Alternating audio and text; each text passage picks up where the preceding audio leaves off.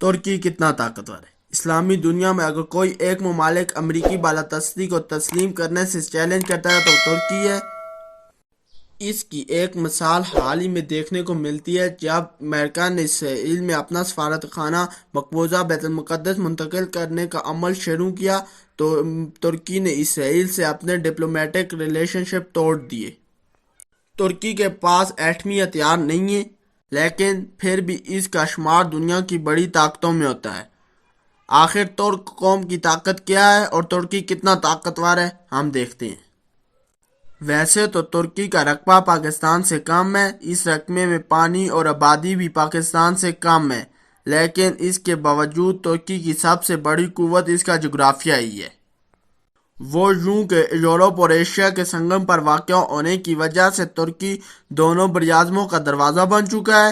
اس کی جغرافیائی اہمیت اتنی ہے کہ امریکہ اور روس دونوں چاہتے ہیں کہ ترکی ان کے کیمپ میں رہے، اور ترکی اپنی اہمیت کو بہت اچھے سے، لیکن یہ جغرافیہ ترکی کی سب سے بڑی کمزوری بھی ہے، کیونکہ ہر سال ایشیا سے یورپ جانے کے خواہشمند لاکھوں لوگوں کا ایک سیلاب ترکی میں آ جاتا ہے، جو ترکی کے لیے ایک بڑا معاشی چیلنج کھڑا کر دیتا ہے۔ یورپ سمجھتا ہے کہ ترکی ایسے تارکین وطن کو روکے گا، جبکہ ترکی کے لیے انہیں روکنا، انہیں ملک میں ٹھہرانا یا واپس بھیجنا، تینوں کام ہی درد سر بن جاتے ہیں۔ 2015 میں لان کرتی کی ترک ساحل سے ملنے والی لاش نے دنیا بھر میں تہلکہ مچا دیا۔ ترکی یورپی یونین کا رکن بننا چاہتا ہے، لیکن اس کا جغرافیہ اس میں اس کی سب سے بڑی رکاوٹ ہے، کیونکہ یورپی یونین کے شہری بغیر ویزے کے سارے یورپ میں گھوم سکتے ہیں۔ اگر ترکی یورپی یونین کا رکن بن جاتا ہے تو ہر سال ایشیا سے آنے والے لاکھوں تارکین وطن بھی بآسانی یورپ میں چلے جائیں گے۔ اس لیے ترکی کی سر توڑ کوششوں کے باوجود یورپی یونین اسے اپنا رکن بنانے سے انکار کر دیتا ہے۔ معاشی لحاظ سے دیکھیں تو ترکی $863 ارب جی ڈی پی کے ساتھ دنیا کی 7ویں بڑی معاشی طاقت ہے۔ ترک معیشت میں سیاہ ریڑھ کی ہڈی کی حیثیت رکھتی ہے۔ ہر سال دنیا بھر سے 70 لاکھ سے زائد سیاح یہاں آتے ہیں۔ اس کے علاوہ ترکی نے گاڑیوں، الیکٹرانکس، ٹیکسٹائل کی صنعت میں بھی بہت ترقی حاصل کر رکھی ہے۔ فوجی میدان میں ترکی کی اہمیت اور بھی زیادہ ہے۔ ترکی دنیا کی 8ویں بڑی فوجی طاقت، جبکہ پاکستان 13ویں، بھارت چوتھی اور چین تیسری بڑی طاقت ہے۔ نیٹو کا رکن ہونے کی وجہ سے کوئی ملک ترکی کے فوجی مفادات کو براہ راست نقصان نہیں پہنچا سکتا۔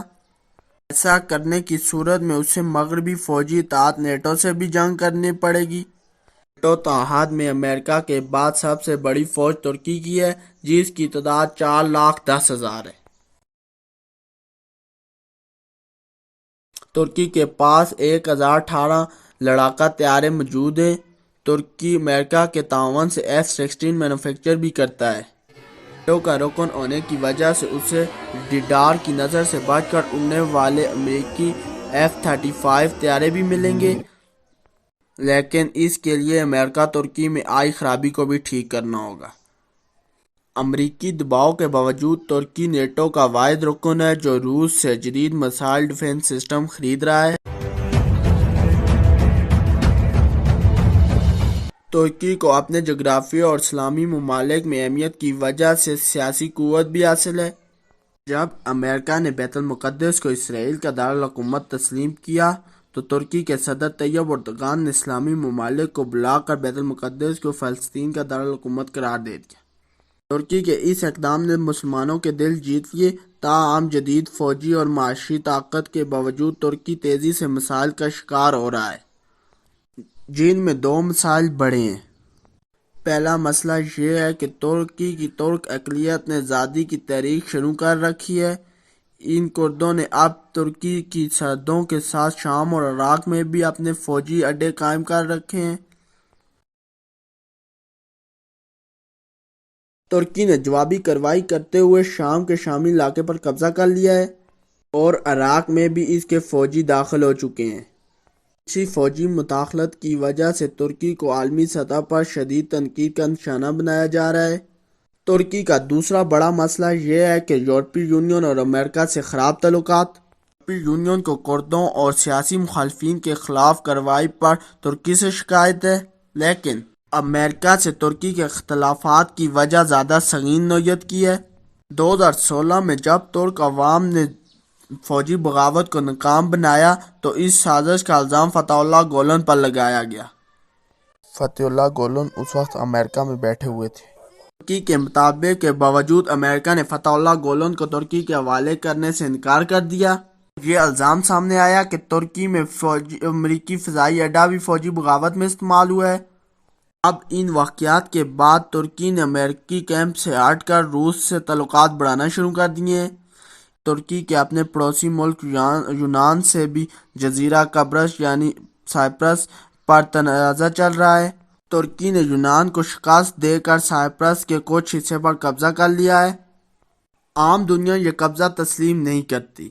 اس وقت صورتحال یہ ہے کہ ترکی بہت تیزی سے روس اور ایران کے قریب ہو رہا ہے۔ پاکستان اور قطر سے بھی اس کے تعلقات اچھے ہیں، تاہم شام، عراق، اسرائیل اور سعودی عرب اور امریکہ سے اس کے تعلقات کافی حد تک کشیدہ ہو چکے ہیں۔ یوں دیکھا جائے ترکی اپنے بہترین جغرافی پوزیشن پر، معاشی ترقی، نیٹو کی رکنیت اور فوجی طاقت کی وجہ سے دنیا کی ایک بڑی طاقت ہے۔ تاہم کردوں کی بغاوت، امریکہ اور یورپ سے مسلسل کشیدہ تعلقات، ہمسایہ ممالک کی بگڑتی صورتحال ترکی کے لیے بڑے مسائل کھڑے کر دیتی ہے۔